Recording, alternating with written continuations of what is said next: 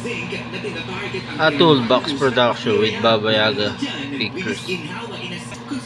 Atoy play presentation of RJ Palma present The Adventures of Captain Zero and the Neverland Story. Hashtag on the play. Chapter 5, My Stardust. Pinubaya naman ng Minister of Justice sa Galactic Constabulary at Galactic Forces ang pag-aresto kay Vice Mayor Morales, Commissioner Oscar Sada at Captain Max Lo. Bakit ano yun, Minister of Justice? Pinubaya ko na sa inyo sa Galactic Forces at Galactic Constabulary ang pag-aresto nyo kay Vice Mayor Morales. Maliwanag ba? Masusunod po, Minister of Justice. Kami nang bahala dyan sa problema nyo. Maraming salamat po gano'n. At dahil wala nangamusta sa kanila during the Senate siege, medyo nagtatampo ang ilang majority bloc ng Imperial Senate sa mga minority floor leaders.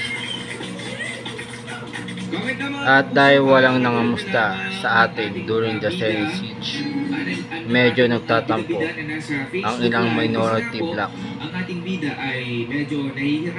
ng Imperial Senate sa mga minority floor leaders. Dahil feeling nila ay pinabayaan sila ng mga ito.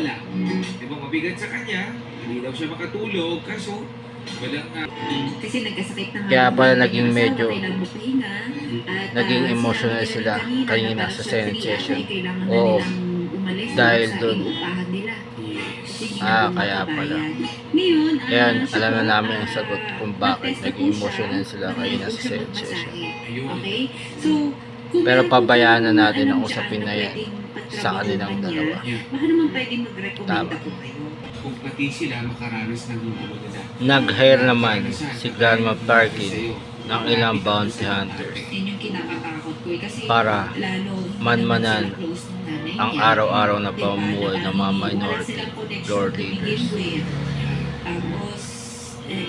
Alam ko na, mag-hire ako ng ilang bounty hunters para manmanan ang araw-araw na pamumuhay ng mga minority floor leaders. Pinagdala din sila ni Grandma Tarkin ng mga bomba para kung sakaling magkaroon ng kagipitan ay makapanggulo sila. At pagdadaling ko na rin sila ng mga bomba para kung sakaling magkaroon ng kagipitan ay makapanggulo sila. Mga bounty hunters, kaya ako kayo hinire dahil gusto ko sa inyo pamanmanan ang pang-araw-araw na pamumuhay ng mga minority floor leaders.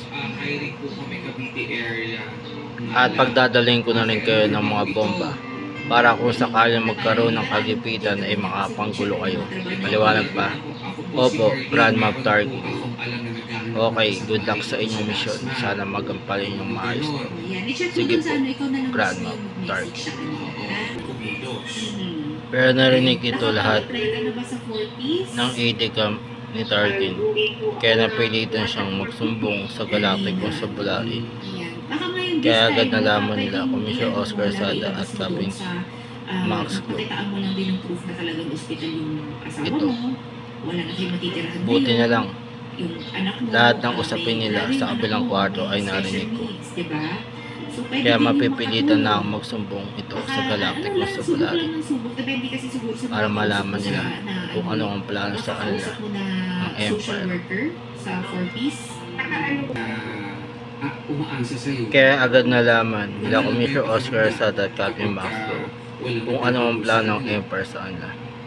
Buti niya lang nagsumbong ang AD camp ni Grandma Tarkin sa atin. Kaya agad nating nalaman kung ano talaga ang plano ng Empire para sa atin. Tama ka dyan, Commissioner Oscar Sada. Captain Max Lo, ready mo ang buong grupo natin. Dahil sisimulan natin ang pag-aresto kay Vice Mayor Morales. Maliwanag ba? Opo, Commissioner. At iimbestigan din natin ang bagay nito. Kaya need nila ito pigilan. At para mapigilan natin kaagad ito, ang bagay na to.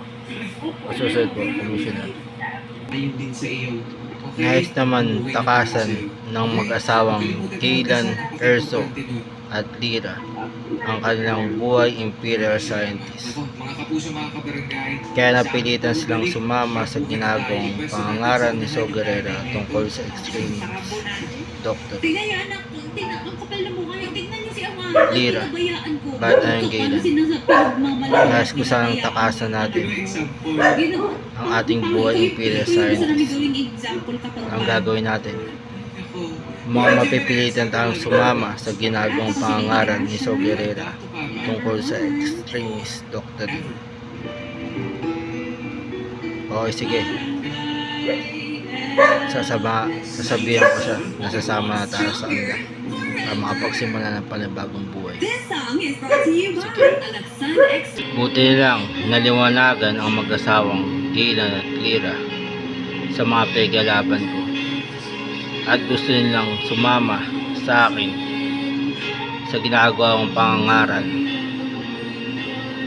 tungkol sa extremist doctrine at sa pang-aabuso ng empire sa amin. Kaya mamaya pupuntahan ko sila at sasalubungin bilang pag-alip nila sa grupo. And to be continued.